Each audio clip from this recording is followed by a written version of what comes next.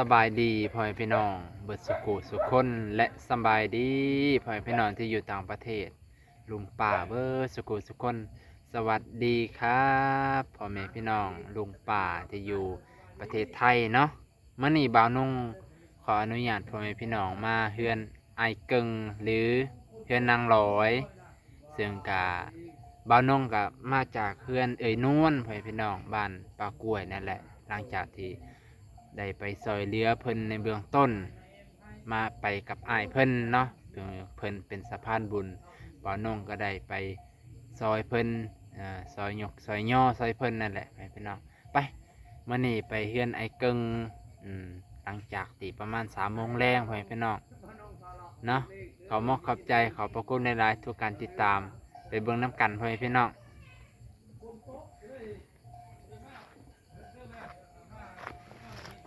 ป้าตัวนี่ก็คือเฮือนไอเกิงเฮือนนางลอยพี่น้องมาชมบรรยากาศ FC ทุกคนที่เขามาคอมเมนต์เส้นเก่าเส้นเคยขอมอบขอบใจขอบพระคุณหลายๆเด้อพ่อแม่พี่น้องที่คอมเมนต์ลิ้นคอมเมนต์หัวนำไอเกิงนางลอยเมื่อวานนี้คลิปเบาน้องกับติดแดงไว้พี่น้องย้อนบุญมีผู้น้อยๆเพิ่นอยู่ในช่วงระเบียงนั่นแหละพี่น้องเบาน้องกลับมาถ่ายก็เลยติดแดงเนาะเบาน้องก็ลืมแน่เนาะคือลงป้าตัว เบิ่งซีนเฮ็ดมันไม่นี่เนาะ ไปขึ้นไปเบิ่งทางเทิงป้าตัวเบาน้องขออนุญาตเข้าไปทางในเด้อฮึบภายนานพานตาเราได้บ่หน่อยสบายดีไอ้เกิงสบายดีบ่นงพาเลาะสบายดีนั่งร้อยลอยโดยสบายดีปะลูกสบายดีป่าลุงบ่มียังมาฟังมาตอนก็ได้มีทงนึงเนาะได้ผู้ดังก็พอนะเด้อมีเด้อบุญเพ็งบุญมี ที่งามนั่นเลยที่เฮานี่แหละตักใจนี่ขนมไว้ให้หลานสบายดีปะลูกสบายดีปลาลูกสบายดีเอาปะไปโรงเรียนต้องเห็นเนาะว้าไม่เอาไปนั่งเอาไว้ป้าว่าใหญ่ตัวอยู่หากำลังเรียนเพิ่นได้เก่าไปเห็นนอนอยู่แต่นี่ไว้ต้มกินอย่ากินไร้หอยเนี่ยเด้อพยายามได้นั่งลอยนึงพยายามบอกกินหอยเด้เอาบ่าวมันเพกระเพาะบ่ได้เด้บ่าวก็บอกสไลก็บอกว่านั่งจะกินคือว้าวเละมารยาทผู้หญิงเขาเนาะนั่งตะโมบโต๊ะขาแล้วว่าดีหลายจบเลยนี่เนาะนั่นแหละของเพนี่มาทางใดวันนี้มาแต่ปลากล้วยแล้วสั่นมาที่คนตกห้ำโดยก็เลิกเติ้งข้างโอ้ไก่เนาะคุณเนาะเพื่อมือมามันนี่บ่ได้เป็นกันเอาลูกบ่มันนี่น้องลอยเอาลายเลยเราเวียงกับฮากามะเป็นได้มาอยู่โอ้ขี่รถจักรมาบ่โดยกับบ่าวจอยโอ้2 คนครับเห็นแต่บ่าวจอยขี่งานเขาบ่ล่าบ่ได้มาบ่มาเมื่อไรบ่งานบ่าวบ่ได้มามื้อนี้บ่วันจันทร์พุ่นโอ้วันอาทิตย์แล้วเพิ่นหยุดงานเพิ่นโอ้บ่ได้ยินว่าวันนี้เพิ่นว่าหยุดงานโอ้ไปบ่ได้มานะบ่าวลาวบ่ได้มามื้อนี้เพิ่นบ่ได้มาบ่ได้มาแต่บ่าวจอยเนาะบ่าวจอยกับแต่เราต้องมีทีมงานมาย่างเนาะแม่นเต็มเฮือนแล้วแต่ละมื้อนั่งร้อยก็ท่าต้อนรับแต่แขกทางไกลได้ไปช่างกินข้าวง่ายมื้อนี้บ่กบได้กบอีกแล้วก้อนกินกบ2 โตเบิดแล้วบ่นมหมดแล้วเบิดแต่ดุดล่ะใส่กินนมแม่เอาบ่ตอนนั้นพัดน้องรอบ่สบายเนาะโอ้พี่น้องเลยหมอดเห็นกับฝนตกหากะย่านะกะไข่เด้อเนาะจนได้หลังคาไหม้แล้วมุ่งชังกะซีแล้วรถชิ่งนะอันนี้แต่ยัง ยังโชคดีแต่ก็ยังบ่โชคดีคักเนาะยังมุ่งบ่แล้ว อืม ข้างท่านนยังบ่แล้วเลยทุกคนนะเนาะ โดยยังซ่องแฟน โอ้ เราเล่าเสียมา ขอความช่วยเหลืออยู่เนาะทั้งทีมงานเพิ่นแต่ครับข้างนี้แล้วเนี่ยบ่ทันได้เอมแล้วเนี่ยทางบ่าวนุ่งอยู่เนี่ยพี่น้อง ยัง เฮ็ดยังกระพึ่งอยู่เนาะ หรือเปิดไว้ถ้ารับอากาศบ่ หากเปิดเสาร์นี้ เออ น้องลอยย่านได้อยู่ผู้เดียวได้พยายามเอมให้มันแล้วเนี่ย แม่นแหละ จะใช้ล็อกใช้หยังก็บ่ได้ นี่ เนาะ แหละลูกน้อยนี่แหละ ลูกน้อยได้ย่ามเจ้าบ่อยู่แล้ว ยานติดตัวนี้แล้ว เนาะ มันคานไปดิ คานไปคานมาบัด โดย พร้อมลงนี้เสียรับเนี่ย เฮ็ดปุลุยอยู่ พี่น้องเนาะ โต คือเห็นนั่นแหละจากอันที่ตอนก้อนนั้นเฮิรนชี่เนาะบัดนี้เพิ่นก็ได้กำลังใจชูชนผ้านี่เอมเองบ่ เอ็มเอง เฮ็ดเองเลยเนาะ โดย อันนี้ก็ล่อทาเป็นมาชิได้เนาะ โดยทำมากันแล้ว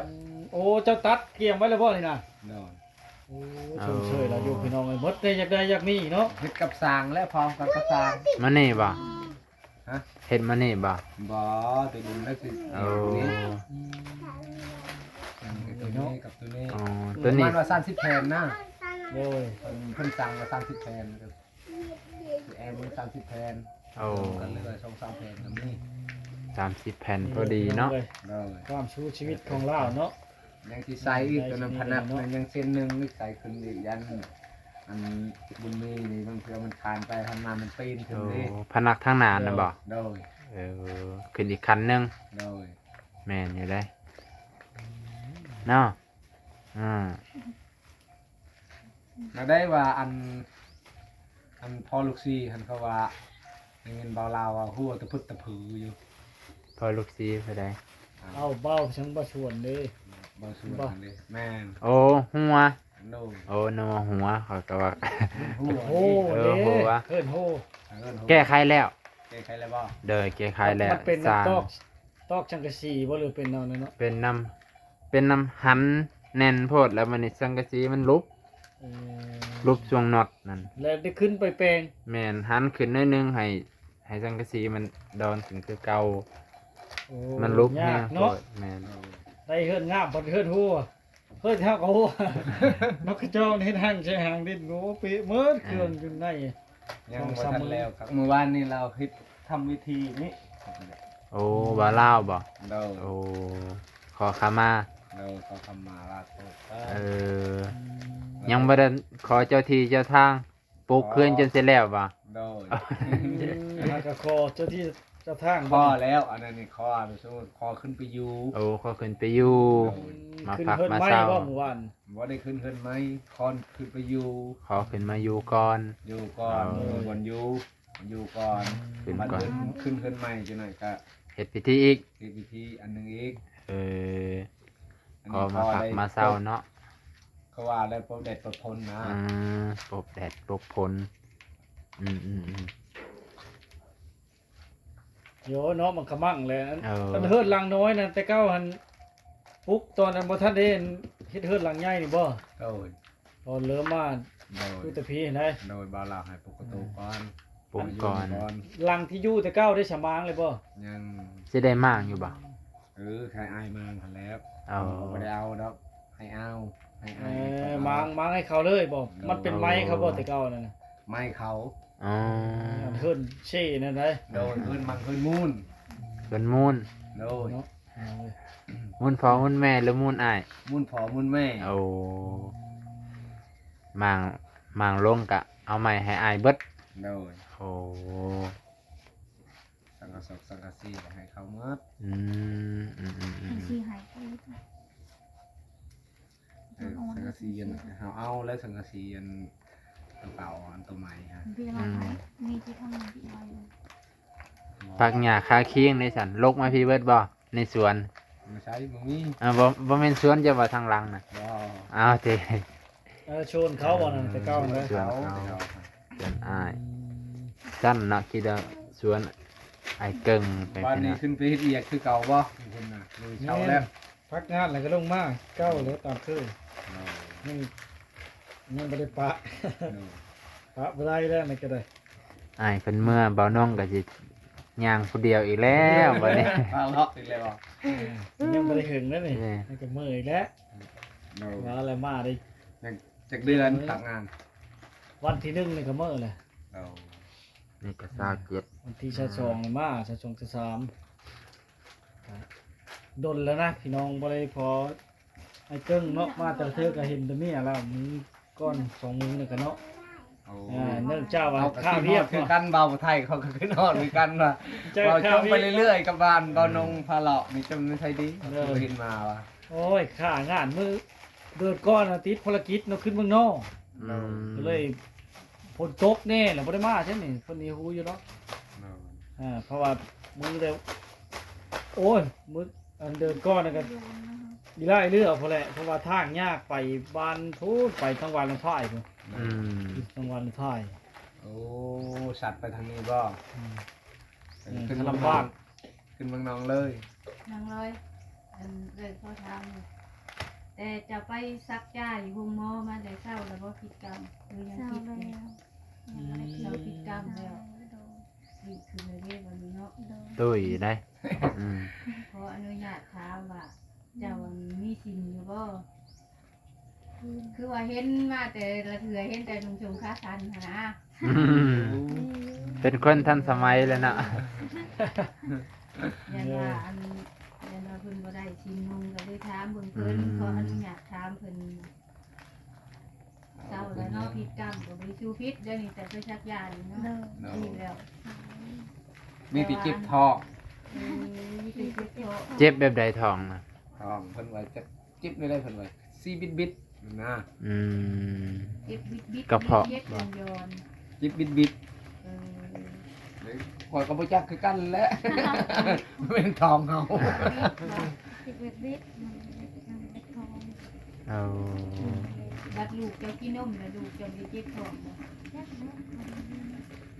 ก็บ่ได้ชูเป็นเนาะ โด เป็นนั่นก็เพราะลำไส้หรือว่าลำไส้ น่ะ บ่ดีจังแหละ เห็นบ่ เฮาบางเทื่อกินอาหารที่แบบว่าขออนุญาตเป็นชกปรกอหย่างนั้นนะความหมาย โด แต่จริงเฮาก็แน่บ่เห็นนะเนาะเพราะว่าน้ำเฮาก็บ่ได้ต้มดิ โด น้ำเย็นน้ำร้อน ครับเฮากินแบบว่าขออนุญาตนมไหมหอย ม แนวพิษกระเพาะเด้ของดองนะของดองนี่กินบ่พาให้กินน่ะนะ โดกินของดอง ยา พิษ น้ำ ดูแล้วนี่ โอ้ เจ็บเดือนเลยคุณหน่อย 6 เดือน ๆเดือนเกือบปีเลยเนาะ โด แม่นแล้วตอนค่อยมาถ้ามีก็เริ่มมันก็ได้3เดือนปลายเนาะ โด มาทำอิดเริ่มมาเลยว่าแล้วพี่น้อยนั่นเลิกอะฝากกดไลค์กดแชร์ช่วยเหลือสังคมเนาะอันนี้ก็ทำบิดกะลีเริ่มตั้งแต่บ่มีหยังจักดีเนาะนี่ก็ดีใจน้ำเพิ่นอยู่แต่ข้า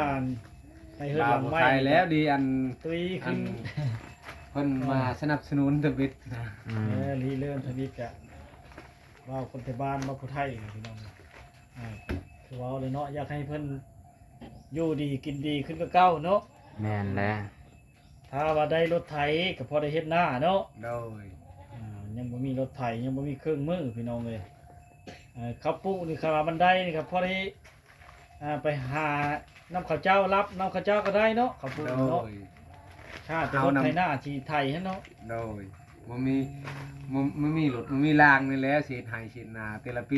มีแต่เอาหมักจกมาคุดมันสิทำสำได เอาจกคุดเอา โดย เฮ็ดหน้าเบิ่งปู บ้าน ห้าน เฮา เนาะ เอิ้นว่าสาวหน้า สาวหน้า เอาจกคุดเอา แต่ละปีคุดกับมันบ่ทันคือกันแล้วหมดแล้วเฮายังบ่ทันแล้วเดือน10พุ่น อืม เดือน10คอยพุ่น พอดีได้แล้วหมดปีได้ให้เดียว โดย 3เดือนได้ให้หนึงขุดเฮ็ดหน้าปูห้าน โดย ได้แล้วชาวยังชับชาวใหม่อยู่เถอะ บ่ได้สาวใหม่ได้ตัวเก่าคันเก่า มันบ่มีแนวไทยชื่อ โด เนาะ ยนี่คือจังซี่แล้วของคุดเอ้าจังซี่ ขัน นะ มาได้รถไทยพร้อมมันเครื่องไทยหน้าชื่อก็ยังดีเนาะ โดย เนาะพี่น้อย สะใจนี่ยังได้รถไทยเลย เฮ็ดได้ดินจ้ะอ่ะ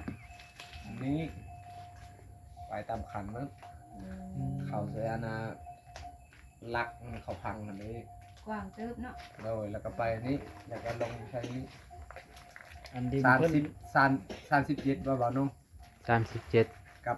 สาว คูณ30บ่หรือ20 สาวติ 20 สาวแปดบ่เจ้า 28เรานงแล้วติดตามไปเรื่อย ถือว่าได้ดินได้ดอนเป็นของตัวเองแล้วบัดนี้เนาะ ๆโดย พ่อนั่งรอจังตุยขึ้นแล้วดีใจ มีความสุข ใจ นะ อยู่จักมูสิไล่ที่แต่ใด อ่า มื้อก่อนย่านมูไล่ที่ไล่นี่กับวันนี้เนาะมีบ่อยู่ โดมีบนอยู่ เขากินกับบ่มีบาดนี้ เขา มี กิน แต่ กับบ่มี แนวขมักโอ้พี่น้อง กินทองเว้ยมัน มา ไอ ได้บ่เพื่อนแล้วน่ะ อ่ะ หมางและ ยังเดือน12พุ่น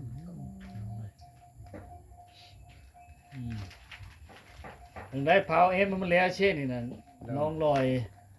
ยัน ยันอย่างนี้ อ่า เลย แม่บุญเพ่งกับยันกับปุ้นอยู่ว่ะ อืม อ่า เห็นเขามาคนเลยเนาะ เอาได้ได้ ผู้ เนาะ ที่คิดบ่ดี อ่า คิดลายบ่ดีคนว่าเนาะเอาแหละคนเฮาบ่หูหน้าบ่หูใจ โดย คือเห็นอะไรพี่น้องเลย อะไรเพื่อประจานขนมมันไอ เนาะฮอดมาถึงวันนี้ก็ได้ถือว่าอยู่พร้อมหน้าพร้อมตาเนาะ พร้อม โดย พร้อมครอบครัว เป็นนี่ แหม เงาต่อบัดนี้จ้ะ ขาดเลย ห้ามแล้วแม่ก็ได้เป็น ต้นมาตะกี้ได้นอนแต่อยู่ในอู อะไรเนาะ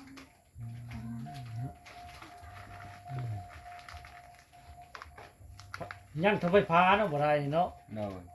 ไฟฟ้าบ่ได้ครับข้าวน้ำชำปานี่แหละยังบ่เพียงพอเนาะ โดยบ่ได้ก็ยานะเขาอาณาไผพานบ่ได้รถไทยเลยยา เอ ขอแต่รถไทยอย่างเดียว โดย ไฟฟ้านี่มืดนี่พออยู่ได้เนาะ โดย อืม แต่ว่าอยากชับซ้าวหน้าอยากก้าวหน้าขึ้นไปพ่อให้มันหลุดพ้นจากอัน จากทุก ความทุกข์ยากนี่เนาะมันบ่ได้เนาะ โดย อันได้รถไถแค่นี้พอได้ชับซ้าวหน้าตัวเองเนาะ โด อื ย ม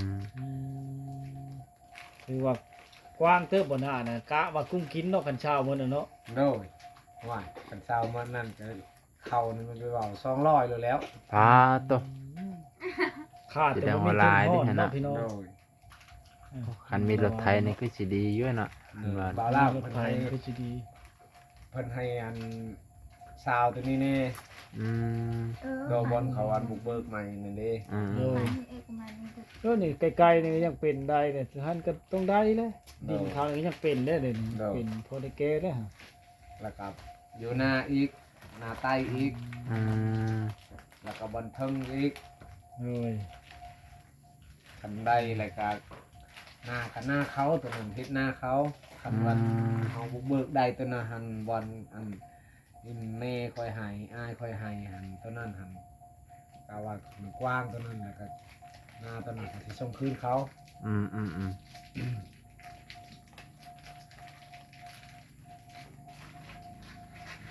ของเขามึงมีเครื่องมือเลยคอเฮ็ดก่อน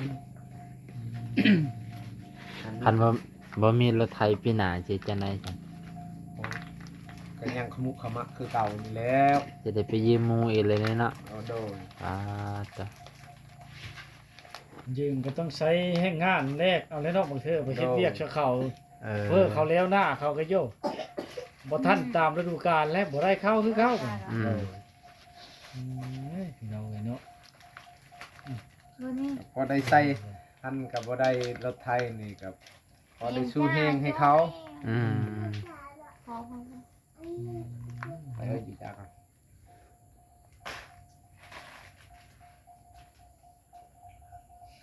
มาพี่ผู้เอ่ย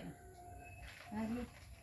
แต่ว่า อืม พี่มานั่งพี่ไก่เมียจะเหลือ มันยา ฮะ มา มัน พี่ ยา ยานนี่แต่เก้าคือบ่เห็นยาน อืมยังบ่คุ้นหน้า มานั่งกลางๆนี่มาแล้วมา แต่ว่า เอาบุญมีมาอยู่ใกล้ๆนั่นจะไหนติดแดงอีก เออ